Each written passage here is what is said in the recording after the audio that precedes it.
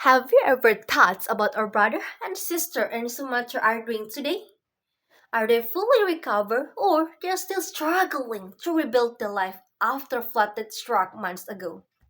Hi, I'm Nurul Inaya Oleanas and I'm proudly representing Faculty Economic and Business from State University of Makassar. And right now, I would like to share a reflection on flood in Sumatra as prolonged humanitarian challenge. As we know, in reality, while public attention has slowly shifted elsewhere, many communities in Sumatra are still struggling to rise even after almost 4 months later. And we know when the water recedes, what remains is not relief but uncertainty. Homes are damaged, livelihood are disrupted, and access to clean water and health services is still limited.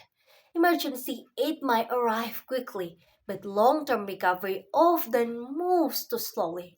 This tells us something important things that the core problem is not about the flood itself, but how we manage recovery afterward. Flood in Sumatra are closely linked to structural issue. That is, the first one is poor drainage system.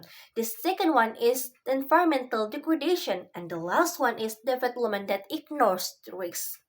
When these factors are combined, disaster turn into prolonged humanitarian crisis. One issue is often overlooked is water management and irrigation system. In many flood-affected areas, irrigation channels are damaged or poorly maintained. As a result, farmers cannot return their agricultural activity even the worst thing after the flood ends. Water, which should support recovery, instead become a source of loss. This shows us that water management is not only talk about how to access clean water, but how it sustains livelihood and resilience. So, what community need is not about more assistance, but a system that can restore dignity and more independence. So, what should we do in this situation? First, recovery effort must prioritize livelihood restoration. Farmer, informal worker, and small owner business need to tools, capital, and short-term employment opportunities, not just food aid. Second one, clean water and sanitation must become essential recovery prioritized. Without it, health risks will continue and productivity cannot return.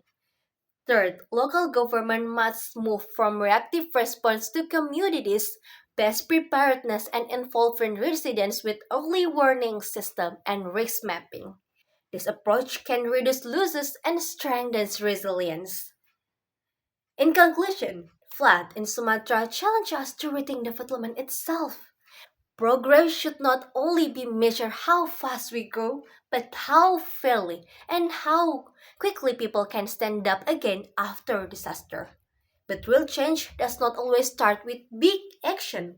It starts with small, consistent steps. We can start by staying aware, by caring beyond the headlines, and by contributing in simple ways through education and advocacy.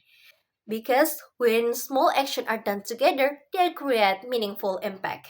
And in doing so, we are not only contribute for communities recover, but we are also contribute for shared global commitment. That is to reduce poverty, to protect health, and to build safer and more resilience for communities in the future. And perhaps real recovery start when we choose to not look away. I think that's enough for me. Wassalamualaikum warahmatullahi wabarakatuh.